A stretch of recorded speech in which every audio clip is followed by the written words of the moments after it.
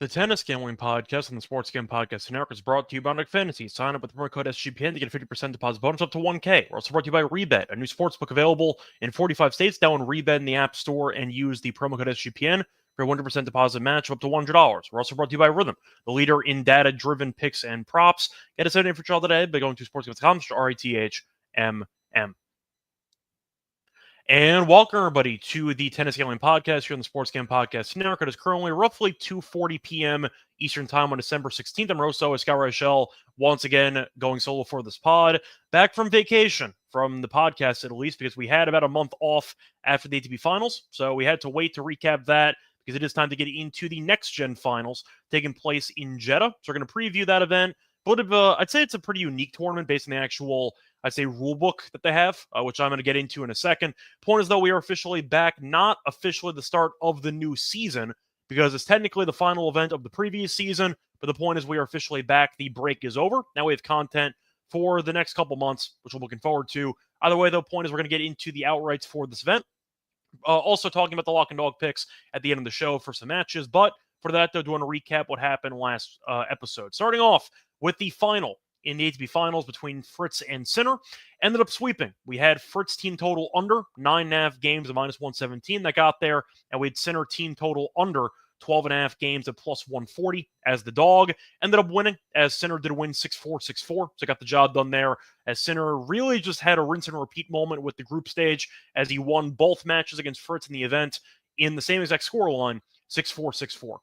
Fritz, of course, played well, beating Zverev, making it to the final, and then unfortunately for him, Sinner was just an absolute machine for the last couple months, and as a result, he ended up losing in straight sets. Sinner, though, ended up parlaying the ATP Finals victory without dropping a set in the entire event into the Davis Cup, as Italy did win the second straight year in the Davis Cup, as he ended up beating Greek Sport into the title-clinching match there in the final. So props to, by the way, the Netherlands for making it to the final. Point is, though, you ended up seeing a pretty fun overall run by Sinner, who had one of the best years that we've seen in a couple years. But either way, point is, Sinner ended up just being unbeatable on hard court, got the job done in straight sets, and that worked out nicely for us as we won the lock and the dog. Not to mention the fact we had Sinner to win the event, obviously, so that worked out well as an outright. Now, before we get into the actual, I'd say, news bulletin, news points to get into over the last couple of weeks. Do want to remind you once again first that you can show support for the show by liking, subscribing, and a reminder, you'd also leave a rating and a review for the podcast on Spotify or Apple. Plus, a reminder, we have some merch on the SGPN merch store. We have a lot of great Tennis Game Podcast merch with sweatshirts, t-shirts, and mugs, all high quality, all affordable, and once again, comfortable. So I recommend getting yourself something from the merch store, maybe for Christmas. You want to get, once again, yourself or maybe a loved one some type of cheap but comfortable clothing. You can check out the merch store, not just for this show, but for the other shows with the network. So once again, a reminder that we had a very, very solid overall final episode, and hopefully we'll keep it rolling here for this one. Plus a reminder, though, that you can download the SGPN app for easy access to all the podcasts in the network, completely free, and you get easy access to all our shows, and our picks page, free wherever you do get your apps. Anyway, starting off with the actual, I'd say, news points that I want to mention before getting into the breakdown of the event in Jeddah. Starting off with the Joker news, hired Andy Murray to be his new coach. Now, this is going to be a pretty interesting experiment, we'll put it that way. Of course, they had a couple of legendary wars over the years, mostly in the Australian Open, which Joker ended up winning basically all of. But the point is, Murray, we know as a future Hall of Famer, was a former number one player in the world, and it's pretty interesting, I'd say, pairing between the two of them. Joker, though, ended up deciding it was time to move on from Ivanisevic, and he did not win a single title last year on the ATP Tour. Did win the gold medal. That doesn't exactly count, though, for the ATP, I'd say, Tour title count. So point is, Joker wanted to shake some things up, and we'll see how he does in the upcoming year. But Murray should be an interesting, I'd say, addition to the coaching staff, and we'll see if that works out for him. Not sure if Murray knows how to coach or not, but we'll see how this works out. Joker, though, already announced he'll be playing in a couple events early in the calendar year. So he's going to be playing in Brisbane, I believe, and he's going to be playing another event as well. So if you're looking forward to seeing some hardcore tennis pre-Australian Open, then you do have Joker, who should be in at least one field in the I'd say, lead up to the Australian Open. So looking forward to seeing Joker in the first couple weeks of January. Either way, the point is, Murray, though, is now retired, and he's officially taking over as the coach of the best player of all time. Besides that, though, I want to mention a pretty big underrated news story taking place in the Challenger circuit, which I want to mention. I know we got a lot of DGens in the actual Discord server on the tennis channel. So if you do want to show support there, you can also join the SGPN Discord server. Point is, though, we know that there has been some issues involving, I'd say, tennis player pay in the Challenger Tour over the last couple of years, which may be indirectly, I'd say, resulting in some match-fixing scandals. Point is, though, the ATP decided to address it as they've drastically increased the prize pool of the Challenger Tour. They've gone from $6.2 million to $28.5 million. So roughly a four-time increase for the actual pay, which is very good to see. Been an issue for the Challenger Tour for a while. It's very difficult to actually be a professional tennis player, and unless you were in the top 50, top 60 or so, most tennis players tended to lose money. It was a serious issue with all the traveling, with the actual coaching, with the trainer, all that stuff. A lot of, I'd say, expenses to actually play professional tennis, but now it should be less, I'd say, strenuous, financially speaking, for the players who are trying to fight their way up into the ATP Tour, but are not good enough. Now you can actually have a sustainable career being a challenger guy. Really like to see it. Wanted to mention it. Didn't see many people talking about it, but I was definitely, I'd say, a fan of this move by the ATP.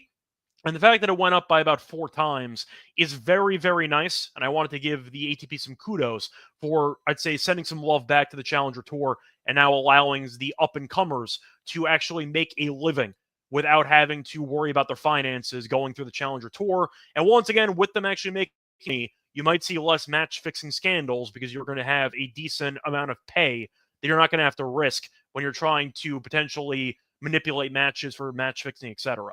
So point is definitely looking forward to seeing the Challenger Tour moving forward. Hopefully we see even bigger increases, not just for the Challenger Tour, maybe for the ITF as well, for the even minor league tour stuff.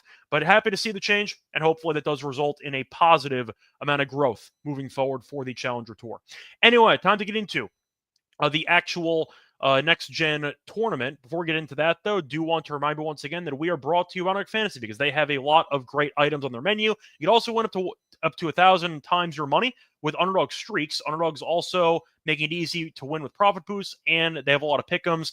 NFL, college football, you have college basketball, MMA, NBA, NASCAR, and more. You can also use specials and boosts on our Flex entries. For the upcoming entry, think for the games tonight on Monday Night Football, I'm going to go with Caleb Williams higher on his pass attempts at around 33.5.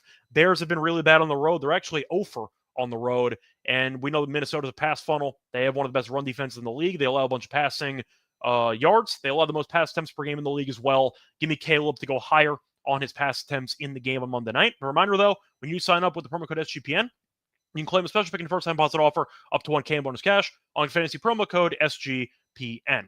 We're also brought to you by Rebet. Rebet is a new social sportsbook available in 45 states, and they have plenty of betting opportunities that are available on Rebet. Easy to use, great for people in states where traditional sportsbooks might not be available. And remind you can also download the app in the App Store. Use the promo code SGPN for 100% deposit match of up to $100. That's Rebet, promo code SGPN.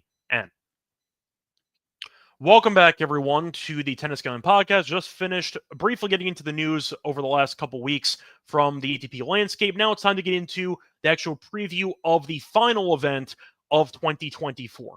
So starting off with the actual preview of the Next Gen Finals. I have to get into the rules first because they are pretty unique. Now, I've covered this before. In case you forgot, this is not a 1-6 in a set.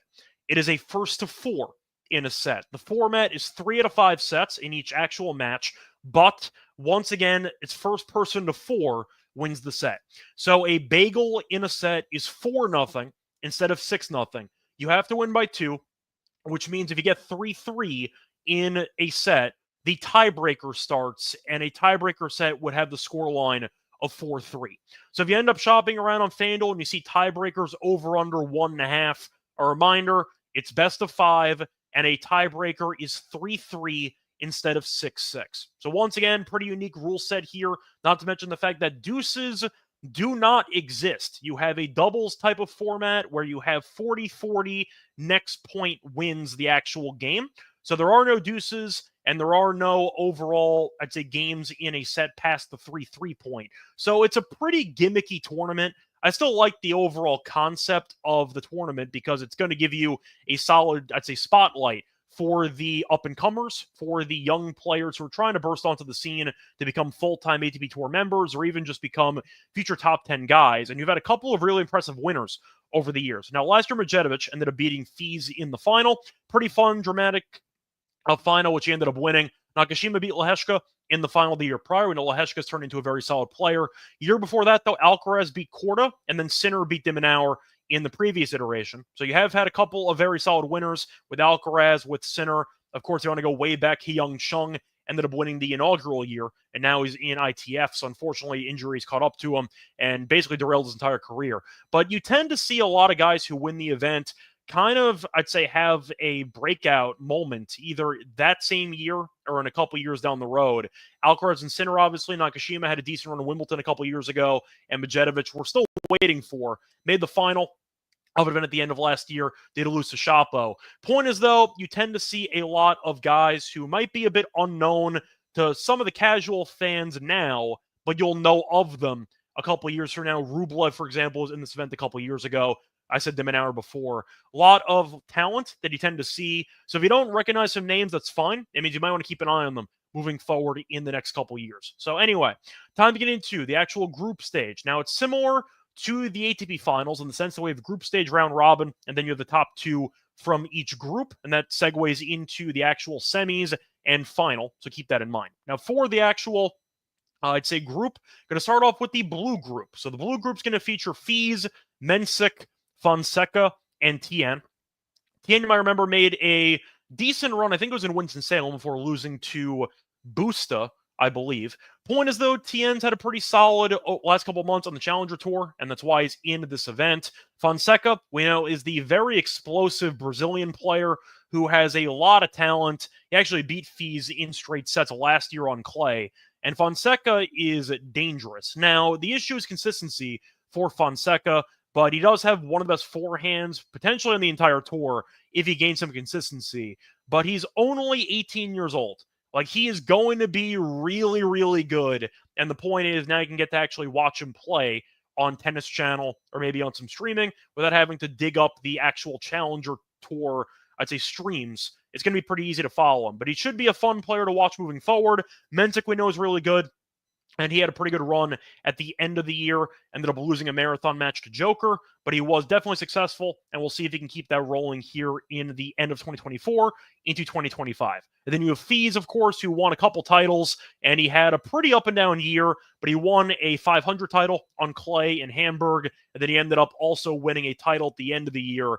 Phenomenal tournament by him, where he had to win a couple of marathon matches against Rune, and he also had to beat Humbert in the final. But Fies, I think, is worthy of being the favorite here. Fies around minus 125 to win the group. Mensik's around plus 210. Fonseca's around plus 650, and Tien is 7-1. Now, Tien, for starters, I think that he's got a lot of talent. He had a massive winning streak on the Challenger Tour last year. However, not a very good server, and I do think serving is very important in this event because, once again, when you have first to a tiebreak in the, or I should say tiebreaks are more common because you have 3-3 instead of 6-6. Holding's very important. And that's why we ended up backing Stricker a couple years ago to make a run, and he did. The point is, I do think that Tien's serve is not good enough, and if you only have 3 chances to basically break per set, you got problems. And I think with that being the case, you're looking at Tien, who's going to be up against it, because he's really not a great server. I think he will get broken a couple times, and I think it's going to be difficult to actually break back with a minimal number of chances. So I think Tien is not going to be able to get the job done. Fonseca's interesting, but I think he's still too volatile. The inconsistency is still pretty alarming in his game. When he's on, he can beat anybody, but I do think that the lack of consistency and the amount of unforced errors will be his undoing, especially with the, I'd say, inexperience in his overall game. I think he can become a very solid player, maybe a future top 10, top 15 guy, but he's still far from that. That is probably, once again, the end of the rainbow. We're not there yet. I think he's still too young. I think he's still too immature, and the shot selection is still leaving a lot to be desired. So I'm going to pass on Fonseca as well. So I am going to go with the chalk here. I am going to go with Fies minus 125, and I am going to go with Mensik at plus 210. Fies made the final last year, did lose as the betting favorite to Medjedovic, but we know that he's definitely an up-and-coming star. He's one of the best players in France. And we saw him win a couple of titles last year. Think he's worthy of being the favorite here. And I think that with his experience on the courts here, that's going to work out to his benefit. So I am going to go with Fiza minus 125. For Mensik, very good server. Think he's the best server in the entire group. The firepower is going to be very noticeable. And I do think that he has the game to be dangerous. Now, he got injured in his last match a couple months ago or a month ago. Had some time off. Hopefully he's fully healthy from that. But I think plus 210 is a good price. Give me the chalk here. I'm going to go with Fiza minus 125 and Mensik at plus 210 for the blue group. Moving on to the red group. This one should be a fun one as well. This quarter is going to have Mickelson as the favorite at plus 140. You have Shang at plus 180. You have Van Asch at plus 450, and you have Basav Reddy as the other option at plus 450. So plus 450 as the biggest long shot in the group tells you it's kind of up for grabs, and I think that Basav Reddy, who most people don't know, has actually been pretty dangerous on the Challenger Tour recently. I believe he won 21 of his last 25 matches, so he has been a pretty solid player lately. It's why he kind of stole the last spot. People didn't exactly see it coming, won a Challenger event in his last event, and that ended up being enough to get him into the actual field. But he overall has been a pretty underrated, under-the-radar guy. So once again, you might see a lot of fireworks here, a lot of unpredictability in the red group. Blue, I think, is going to be pretty straightforward. Red might be an absolute circus. Now, Mickelson was in the event last year, swing and a miss. Went 0 for 3. Was not very good on the actual courts here. He was younger. He got better. We'll see if he can look better the second time around. But Mickelson is a guy that I still think for his size should be a better server,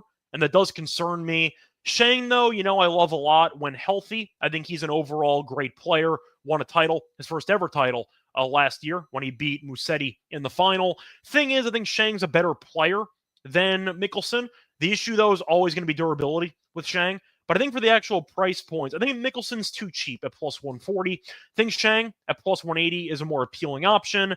Van Asch ended up playing in this event last year, actually did pretty well. And I know he ended up taking fees to, I believe it was 4 sets before eventually losing out of the group stage. Point is, though, I don't think he's really had a great year in 2024. We thought he maybe would be a more, I'd say, common presence on the ATP Tour. Not so much. Spent most of the year in Challengers, and that was kind of an up-and-down experience for Van Asch. So not exactly sold on his game. Not a good server either. Really undersized, so with the lack of a good serve, I think he's going to have a hard time holding.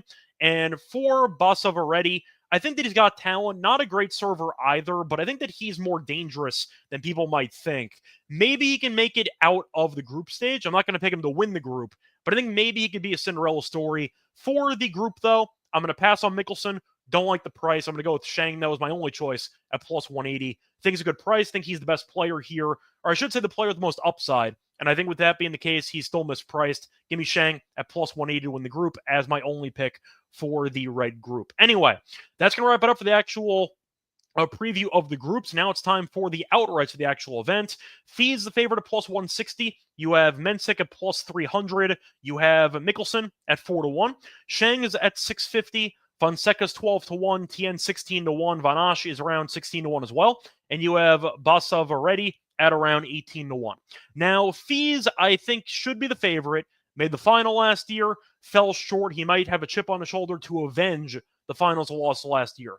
However, do I think Fees is worth betting at plus 160? No, I do not. I don't think it's worth it. I think Fees is a guy that I still think is a solid player, but he can be volatile, and it seems like he does kind of pick some sets to take off, and I think that he might end up being an upset alert later on the event. But he was a favorite to win the event last year. He was up there, then lost in the final when he was a pretty decent favorite. I think that there's really not much value on Fees to win the actual tournament at plus 160. I'd rather bet him to win the group at minus 125.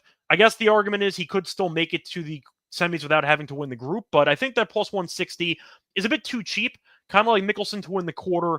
Not that appealing. I think if it was around 2-1 or higher, maybe I'd consider it, but plus 160 is too cheap. I'm going to pass and go elsewhere. So I am going to go with Mensik at plus 300. Like his game a lot.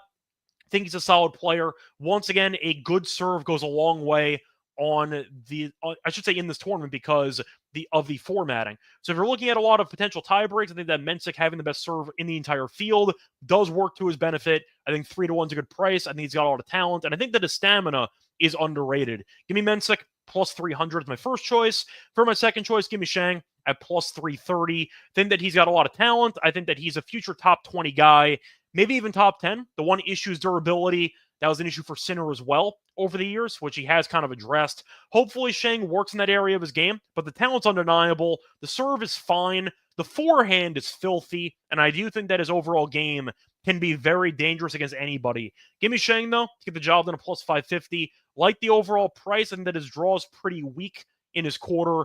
Vanache and Basavaretti, I think, are fine, but I think that Shang's better, and I think Mickelson, once again, is kind of a mispriced favorite. So give me Shang to get the job done here at plus 550. Like the odds, he won a title last year. He won't be intimidated by the overall environment, which could be an issue for some of the other next-gen guys, is that you have not exactly been in this environment before.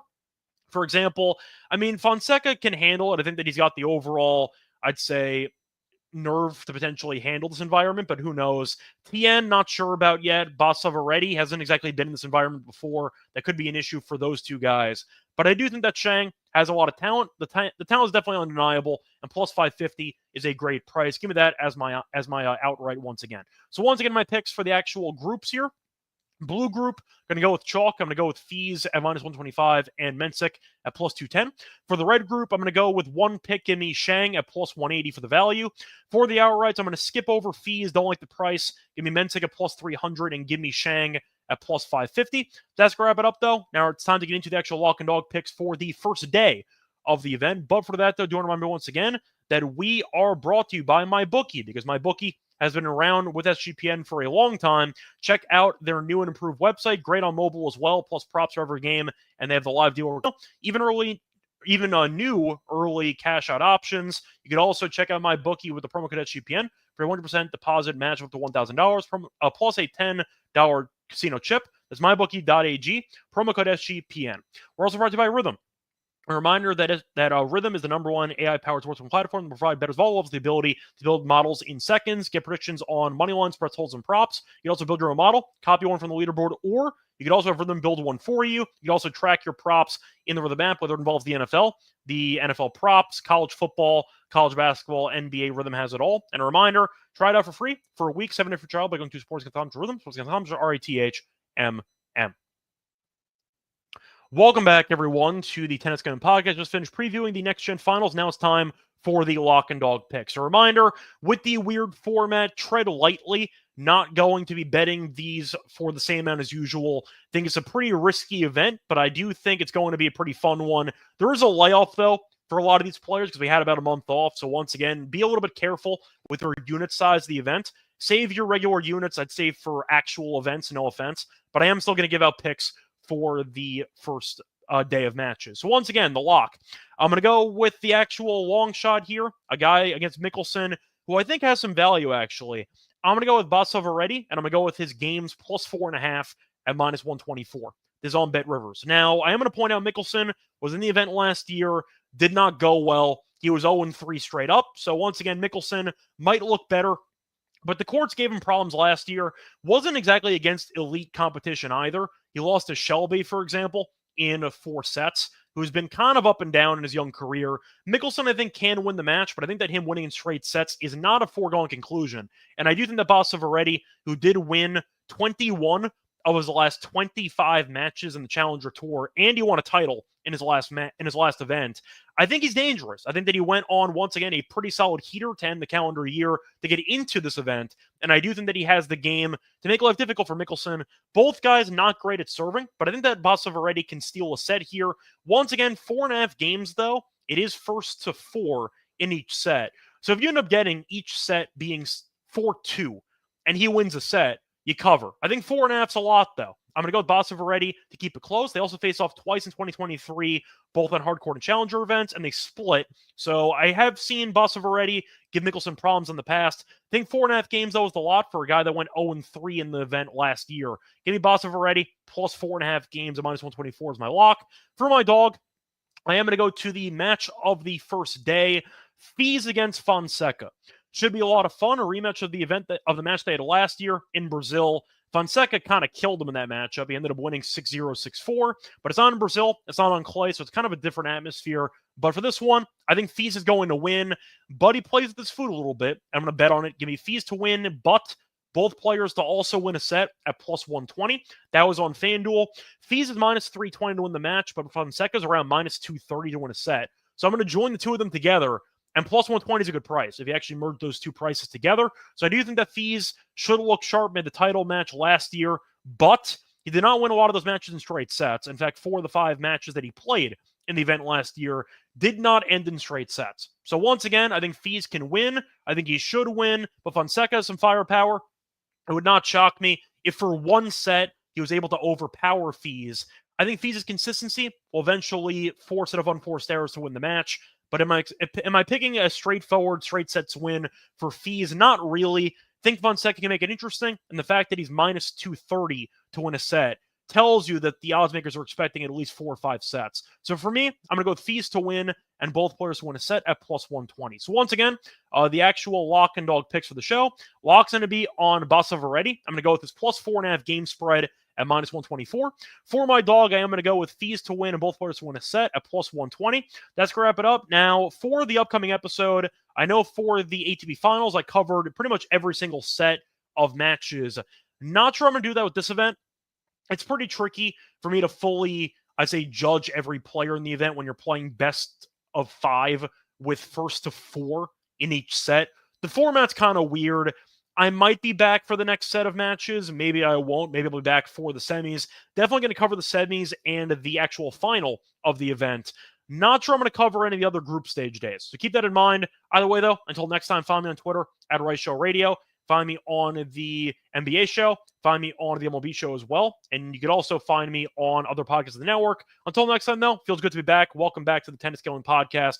And I'm looking forward to breaking down tennis for the rest of the year and for 2025. Till next time, good luck to all of you and all of your bets. Bye, everyone.